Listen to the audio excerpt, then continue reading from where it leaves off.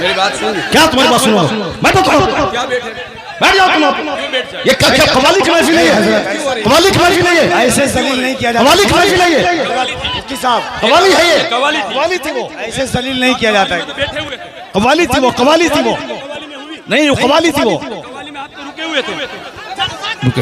बैठ जाओ सब। बैठ जाओ सब। बस भाई इस्लाम करने के लिए बैठा हुआ हूँ। बैठ जाओ बैठ जाओ। नहीं वो गलत है। जो कुछ हुआ वो गलत है। जो कुछ हुआ वो गलत है। जो कुछ हुआ वो गलत है। नहीं है। हाँ हाँ क्या यहाँ तो नाच को सुनना चाहता है वो। नाच को सुनेगा वो। नाच को सुनेगा। नाच को सुनाओ। दीनी मजलिस में नाच कराओगे तुम? बैठ।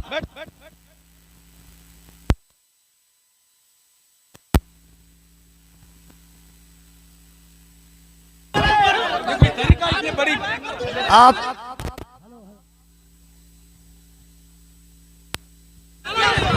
Hello hello. जब मुफ्ती साहब को मालूम था कि शब्बीर बरकाती आ रहे हैं तो मुफ्ती साहब को आना ही नहीं चाहिए था। यहाँ आना ही नहीं चाहिए था। आपको ऐसे जलील नहीं किया जाता मुफ्ती साहब। ऐसे जलील नहीं किया जाता है किसी को। ये इस्लाम नहीं है। मुफ्ती साहब मैं भी जलसा पढ़ रहा हूँ। ऐसे जलील एक मेहमान को इस तरह जलील नहीं किया जाता है। ये कोई मुआवजा नहीं है। आप जान रहे थे कि शब्बीर आ रहा है। हजरत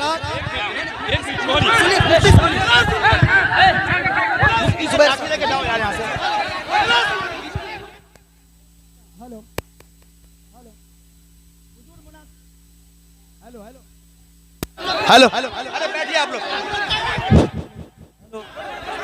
हेलो हेलो शांति हो जाइए, शांति हो जाइए। बैठिए बैठिए, शांति रखिए।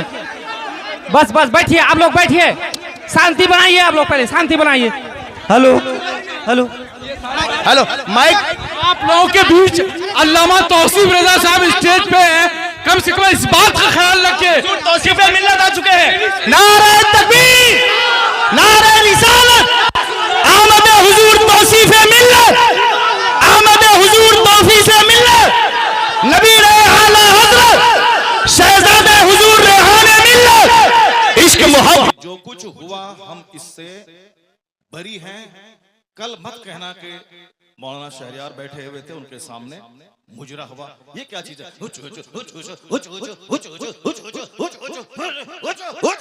क्या है ये? क्या है ये? तुम लोग कल दियोबंदी हो जाओगे, मैं दावे से कहता हूं। और दियोबंदी कल मजाक उड़ाएगा पूर्णिया का। तुम्हें मालूम है कि आसपास में सारे गैर मुकल्लिद हैं। ये सब कल मजाक उड़ाएंगे बरेलवियों के जलसे का। कहेंगे बरेलवियों का जलसा ये होता है। बरेलवियों का जलसा यही होता है। क्या चीज है? क्या ये नाथखानी है? यही नाथखानी है। ये इको हटा दो, उसके बाद क्या? इको तुम हटा दो, मेरे मदरसे का बच्चा इससे अच्छी नात पढ़ता है। अरबी कॉलेज का बच्चा इससे अच्छी नात पढ़ता है। हुचुड़ हुचुड़ का नाम नाथखानी है। क्या किया तुमने? सुन्नियत को बदनाम किया, बरेलवियत को बदनाम किया, मसलक के आला हजरत को बदनाम किया। इसी का नाम जलसा है, इसी का नाम कॉन्फ्रेंस है, इसी का नाम सीरत का जलसा है। वो तो हम फंस गए मजमे में, हम बैठ गए। मुफ्ती जुबैर साहब भी फंस गए जो मजमे में बैठ गए। हम अपनी बराअत का इजहार करते हैं जो कुछ हुआ। मुफ्ती साहब किबला भी अपनी बराअत का इजहार करते हैं, ताकि कल मत बोलना कि मनाज़िर अहले सुन्नत काज़ी सीमांचल बैठे हुए थे, उनके सामने मुजरा हो रहा था। हम लोग इससे बरी हैं। अगर रास्ता होता निकलने का तो हम निकल गए होते। वो रास्ता नहीं था, भीड़ की वजह से हम कुचल जाते, इसलिए हम नहीं निकले। मुफ्ती साहब भी नहीं निकले। बाकी रात के कितने बज रहे हैं? 2:10। कितने बज रहे हैं? टाइम देखो तुम। रात के 2:10 हो रहे हैं। 2:10 हो रहे हैं। मालूम है क्या हुआ इसमें? पब्लिक का चंदा इसीलिए हो रहा है। बैठ जाओ। अगर बिहार की इज्जत प्यारी है तो बैठ जाओ। अगर पूर्णिया की इज्जत प्यारी है तो बैठ जाओ। ये डांस करने के लिए जलसा होता है, चंदा होता है। बैठ जाओ सब। नाथखानी वो नहीं है जो तुमने सुनी है। नाथखानी वो नहीं जो तुमने सुनी है। भीड़ जुटाने का नाम जलसा है क्या? बैठ जाओ सब। अब अगर नात तुमने सुनी थी, उसको तुमने नात कहा था अपने हिसाब से, तो तकरीर कौन सुनेगा? कुरान की बात कौन सुनेगा? हदीस की बात कौन सुनेगा? इस्लामी तालीमात के बारे में कौन सुनेगा? अगर तुम ना सुने थे, बैठे रहते, तकरीर सुनते, तब होता कि चलो भाई पूर्णिया के लोगों ने नात भी सुनी और तकरीर भी सुनी। अभी वो बैठने जा रहा है कि तुम सब उठ के भाग रहे हो। तुम्हारी वजह से हम लोगों की बेइज्जत और बदनामी होती है। बिहारी एक गाली बन के रह गया। जैसे कारोबार के एतबार से सारे लोग यहाँ से भीड़ लगाते हैं पंजाब दिल्ली में, वो तो अलग बात है। मजहबी तौर पर भी बिहारी एक गाली है। जिसका हम हाथ चूमते हैं, जिसका हम पैर चूमते हैं, वो हमारे जलसों की हरकतों को बयान करते हैं। वहां तकरीर नहीं होता। अभी मैं 4 दिन पहले हैदराबाद में था, वहां मेरी 2 घंटे की तकरीर हुई। एक बंदा नहीं उठा, सारे लोग गौर से तकरीर सुनते रहे। पुलिस वाले खड़े होकर तकरीर सुनते रहे, जबकि वहां कोई परमिशन नहीं था। लेकिन वो सारे लोग गौर से इस्लाम सुनते रहे, इस्लाम सीखते रहे। ये है तकरीर, ये है मुसलमानों का इस्लामी जज्बा। ये क्या है? बस हुचुड़ हुचुड़ सुने और भाग गए। ये कोई तरीका है क्या? ये कोई तरीका है क्या? यही नात हो गई क्या? नहीं, मैं उससे बरी हूं। मैं कतान कभी नहीं पसंद करता हूं इस तरह की नात खाने को। जो कुछ हुआ गलत गलत गलत। अब अगर जरा भी गैरत मौजूद है तो बैठ करके थोड़ी देर तकरीर सुन लो, कुरान हदीस की बात सुन लो जरा के बाद। और जो सारे लोग जोर से बोलें दरूशी पढ़ें, अल्लाहुम्मा सल्ली अला सय्यदना व मौलाना मुहम्मदिन मअदनिल जूद वल करम व आलिहि व बारिक व सल्लिम सलातन व सलामन अलैका या रसूल अल्लाह। इस तरह की मजलिसों से जब कुरान पाक की तिलावत होगी, कुरान पाक की तिलावत होनी चाहिए 1 घंटा, ताकि मुसलमानों का सीना हिल जाए, इनकी आंखें आंसू बहाएं। यहाँ कुरान पाक की तालीम के लिए मदरसा कायम होता है। मदरसे के जलसे में कुरान पाक की तालीम पे फोकस दिया जाता है। तो हमारे जलसे भी इस्लामिक इन्वायरमेंट में होते हैं। यहाँ मुस्तफा की हदीस सुनाई जाती है। ये बता दे कि तुम लोग यहाँ क्या सुनने के लिए आए थे? ये नंगे सर क्यों आए थे? क्या करने आए थे? सिर्फ शबीर बरकाती को सुनने आए थे? यहाँ जिसके साहब मर्तबे का ये आलम है कि बड़े बड़े उलमा जिनका हाथ चूमते हैं, उनकी कोई इज्जत नहीं है। और तुम साहब एक दुनियादार आदमी की ना सुन रहे हो। तुम्हें मालूम है तुम्हें क्या सब हो रहा है? तकरीर सुनो, हदीस सुनो और अपने स्टेट और अपने डिस्ट्रिक्ट को बदनाम मत करो। ये जलसा है, कव्वाली की महफिल नहीं है। यहाँ कुरान पाक की तिलावत होती है। आधा घंटा तक कुरान पाक की तिलावत होनी चाहिए। सरकार दो जहां सलाम की हदीस पाक की रिवायत होनी चाहिए। इस्लामी तारीख बयान करनी चाहिए। अब जलसा शुरू हो रहा है, यहाँ से गौर से सुनो।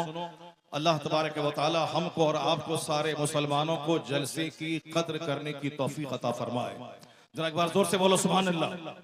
हाथ उठा के बोलो ला इलाहा इल्लल्लाह मुहम्मदुर रसूलुल्लाह सल्लल्लाहु अलैहि वसल्लम। कुंतुम खैर उम्मतिन उखरिजत लिन्नास तअमुरूना बिल मारूफ व तनहौना अनिल मुनकर। तुम बेहतरीन उम्मत हो, तुम बेहतरीन उम्मत हो जो लोगों की तरफ भेजे गए हो। और तुम्हारी ड्यूटी है नेक राह पे चलना, नेकी का पैगाम देना। और तुम्हारी ड्यूटी है बुराइयों से रोकना। ज़कात, आपके खैरात, आपकी खैरात, आपके सदकात का क्या हमने इस्तेमाल किया? वो इसीलिए है साहब, नाते पाक पढ़ना इसीलिए है ताकि हमें मुस्तफा से मोहब्बत है। वरना सिर्फ नाते पाक पढ़ना ही हमारी गर्ज़ो क़यास नहीं है। हमारा मकसद हयात है अल्लाह की इबादत करना। अल्लाह की इबादतों में क़यामत के दिन ये सवाल ही नहीं होगा कि तुमने नात पढ़ी या नहीं पढ़ी। सबसे पहला सवाल होगा, हुजूर फरमाते हैं इन्ना अव्वल मा युहासबु बिहिल अब्द यौमल क़यामति सलात। क़यामत के दिन सबसे पहला सवाल नमाज का होगा। फातिहा अच्छी चीज है मगर नमाज उससे बड़ी चीज है।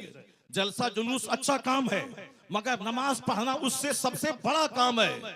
मज़ारात की हाजिरी अच्छा काम है मगर उससे बड़ा काम है नमाज पढ़ना। सरकार आला हजरत का जो मसलक है वो मसलक यही है कि हाँ, नफ्ल को नफ्ल का दर्जा दिया जाए, फर्ज को फर्ज का दर्जा दिया जाए, वाजिब को वाजिब का दर्जा दिया जाए। ऐसा नहीं कि नफ्ल को फर्ज बना दिया जाए, ऐसा नहीं कि साहब जो गैर जरूरी है उसको जरूरी का दर्जा दे दिया जाए। मसले के आला हजरत यही है कि फातिहा नफल है, नफल की हैसियत हो, जुलूस नफल है, जुलूस मोहम्मदी की नफल की हैसियत रहे, और मज़ारात की हाजिरी नफल है, उसकी हैसियत नफल ऑप्शनल की होनी चाहिए। सबसे पहला जो फर्ज आजम है वो नमाज है, फर्ज आजम नमाज है। दूसरा सबसे बड़ा फर्ज व रोजा है। एक फर्ज आजम फर्ज आजम नमाज है, दूसरा सबसे बड़ा फर्ज व रोजा है, एक फर्ज आजम ज़कात है, एक फर्ज हज है। ये बेसिक चीजें हैं। कयामत के दिन सवाल नमाज का होगा, कयामत के दिन सवाल रोजे का होगा, कयामत के दिन सवाल हज का होगा, कयामत के दिन सवाल ज़कात का होगा, कयामत के दिन सवाल अखलाक का होगा, कयामत के दिन सवाल फराइज़ व वाजिबात का होगा। नवाफिल का सवाल नहीं होगा। अगर नवाफिल फर्ज के साथ मिल जाएं तो फिर उसका दर्जा और बुलंद हो जाएगा। लेकिन फर्ज को छोड़कर नफल बेवजन है, फर्ज को छोड़कर नफल खसो खाशाक की तरह है। तो जो कहता है कि फातिहा हराम है वो मिसगाइड है, जो कहता है कि जुलूस मोहम्मदी हराम है वो गुमराह है, जो कहता है कि औलिया सालिहीन के आस्थाने पे जाना जरूरी नहीं है, फर्ज वाजिब नहीं है, वह जाना गुनाह है, नाजायज है, वो भी गुमराह है। और जो ये कहता है कि सिर्फ नमाज पढ़ें, दरगाहों पे जाना नहीं, वो भी मिसगाइड है। और जो ये कहता हो कि सिर्फ फातिहा पढ़ें, नमाज जरूरी नहीं है, सिर्फ जलसा करें, नमाज जरूरी नहीं है, सिर्फ नात पढ़ें, नमाज जरूरी नहीं है, सिर्फ साहब कव्वाली करें, नमाज जरूरी नहीं है, वो भी मिसगाइड है। बीच का रास्ता है मसलके एतदाल और मसलके आला हजरत के पहले फर्ज अदा होगा, फिर नफल अदा होगा। यहाँ नमाज भी अदा होगी, नियाज भी अदा की जाएगी, नमाज भी पढ़ी जाएगी, मज़ारात पे हाजिरी भी होगी, नमाज भी पढ़ी जाएगी, जुलूस मोहम्मदी भी निकाला जाएगा। ये फर्ज और नफल या दोनों मिलकर सीधा रास्ता जन्नतुल फिरदौस लेके जाएगा। नारे यही मसलके आला तकबीर, हजरत है, नारे रिसालत, यही मसलके आला हजरत है। इसी का नाम मसलके अहले सुन्नत व जमात है। कल कोई बदअकीदा ये नहीं बोले कि इतने रुपए बड़ा जलसा हुआ, नमाज की बात नहीं हुई। मैं नमाज की वकालत करता हूं कि नमाज के बगैर जलसा बेवजन है, नमाज के बगैर फातिहा बेवजन है, नमाज के बगैर साहब जुलूस मोहम्मदी बेवजन है। इसलिए कि कोई नफल कबूल नहीं होता। आला हजरत ने लिखा है जब तक के फर्ज न अदा हो। 1 करोड़ रुपए की मस्जिद कोई तामीर करे ये नफल है, और ज़कात का 100 रुपया अगर किसी पे फर्ज है तो वो फर्ज है। आला हजरत फाज़िल बरेलवी लिखते हैं कि जब तक वो ज़कात अदा नहीं होगी कोई नफल खैरात काबिल कबूल नहीं होगा। इसका मतलब ये निकला कि जलसा नहीं होगा, ऐसा नहीं, जलसा भी होगा, नमाज पहले होगी, जलसा बाद में होगा, नमाज पहले होगी, फातिहा बाद में होगी, नमाज पहले होगी, नात बाद में पढ़ी जाएगी। आला हजरत से किसी ने पूछा था, हुजूर रमजान में तरावी की नमाज सुनाता हूँ, पढ़ाता हूँ, तरावी पढ़ाता हूँ, रमजान में रोजे रखता हूँ, कुरान शरीफ की तिलावत करनी पड़ती है, क्या मैं रोजा छोड़ सकता हूँ? आला हजरत ने कितना अच्छा जवाब दिया। कहा बहुत सारे लोग हैं जो रोजा भी रखते हैं और कुरान पाक भी सुनाते हैं। अलबत्ता रही बात कि जो कुरान रोजा रख कर कुरान नहीं सुना सकता है, उसको मालूम होना चाहिए कि तरावी की नमाज फर्ज नहीं है, तरावी की नमाज वाजिब भी वित्र की तरह नहीं है, तरावी की नमाज सुन्नत मुअक्कदा है। अगर किसी ने पढ़ा तो फर्ज छोड़ने के बराबर, किसी ने नहीं पढ़ा फर्ज छोड़ने के बराबर गुनाह नहीं होगा। जमात से नमाज पढ़ना ये क्या है, मुअक्कदा अल किफाया है।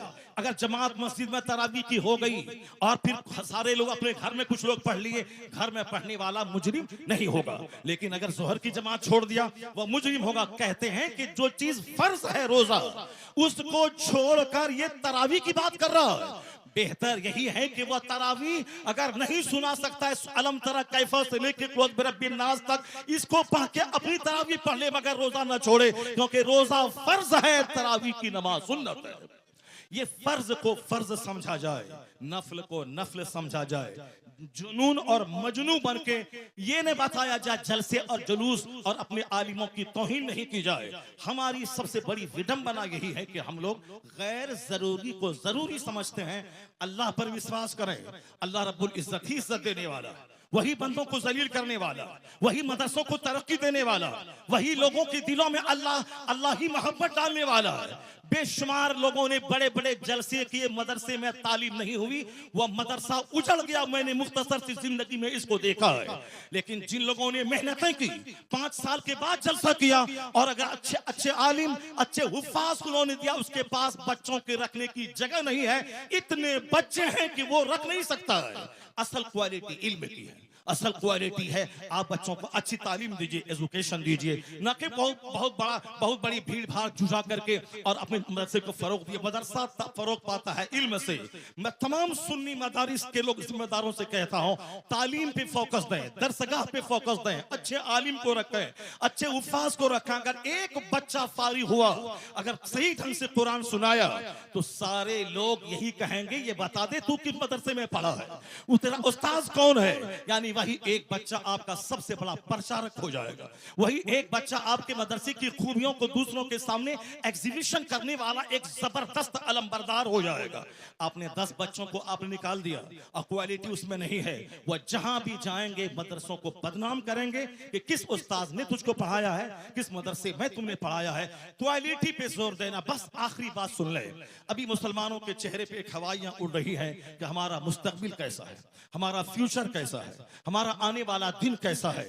आपको मैं यकीन दिलाता हूं कि इस्लाम का आने वाला दिन इतना सुनहरा है कि कोई दिन ऐसा नहीं गुजरता जिस दिन कोई पढ़ा लिखा आदमी कलमा पढ़ के मुस्तफा का गुलाम न बनता हो। कोई दिन ऐसा नहीं गुजरता जिस दिन अमेरिका जैसे हाईली क्वालिफाइड और तरक्की याफ्ता मुल्क का कोई एक दानिश्वर कलमा पढ़ के मोमिन न होता हो। या जोश में ये बातें नहीं बोली जाती हैं, बल्कि ये बातें दलाइल और प्रूफ के साथ की जाती हैं।